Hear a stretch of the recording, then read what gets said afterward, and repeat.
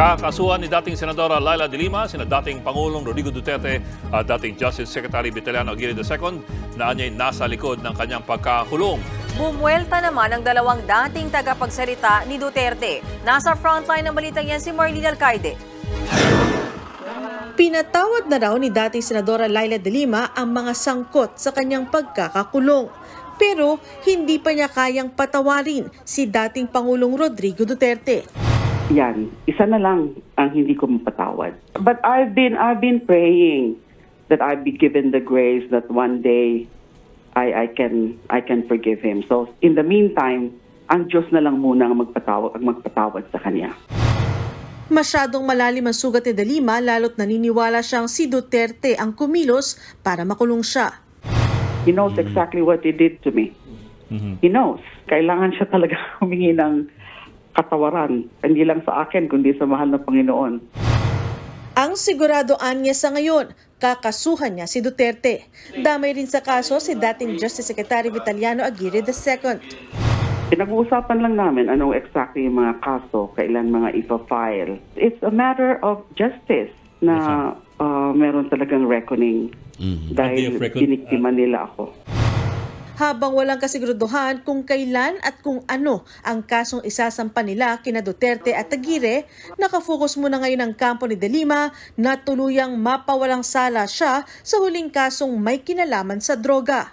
Sa pagpayag sa bail application, sinabi ng Muntinlupa Regional Trial Court Branch 206 na bigo ang prosekusyon na patunayang malakas ang ebidensya na guilty si de Lima at ang kanyang mga kapwa-akusado na sina dating Bureau of Corrections Chief Franklin Bucayo, Ronnie Dayan, Jonel Sanchez at Jose Adrian Dera. It will be a big factor kasi nga wala nang additional evidence to be presented. Sinabi rin ng korte na the prosecution failed to establish the conspiratorial acts of the accused. 300,000 pesos ay tinakdang bail ng korte para kay de Lima at iba pang mga akusado. Sabi ni Atty. Bonnie Tacardon, hindi na pwedeng mabawi pa ang pansamantalang paglaya na ito ni de Lima, maliban na lamang kung ipag-utos ito ng korte. Wala naman nakasaad ng mga partikular na kondisyon sa bail ni de Lima. Sa ngayon, tapos nang magpresenta ng kanilang ebidensya ang prosekusyon. At pagkatapos ng magiging resolusyon ng korte sa tinatawag na formal offer of evidence ng prosekusyon, ang depensa o ang kampo ni de Lima, demur to evidence ang target nilang i-file sa susunod na taon. Ginagamit ang demur to evidence para questionin ang sufficiency o kung sapat ba ang ipresentang ebidensya ng prosekusyon para magtuloy ang isang kaso. We will ask permission to file this demurrer to evidence, which is essentially a motion to dismiss the case. No?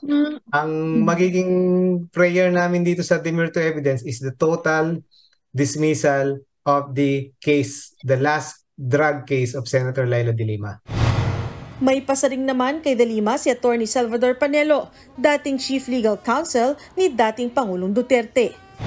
Hindi po siya makakatakas sa batas ng karma. Natatandaan nyo, siniraan ng Pangulong Duterte, di umano, siya ay nagpapatay ng maraming mga biktima.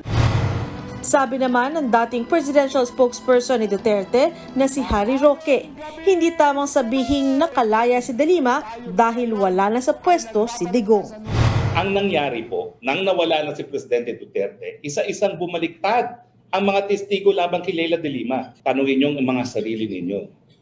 Mas nagtitiwala ba kayo ngayon sa isang sistema na ang mga testigo hindi na matatakot ngayon na magsinungaling dahil wala namang mangyayari sa kanila pag sila'y nagsinungaling?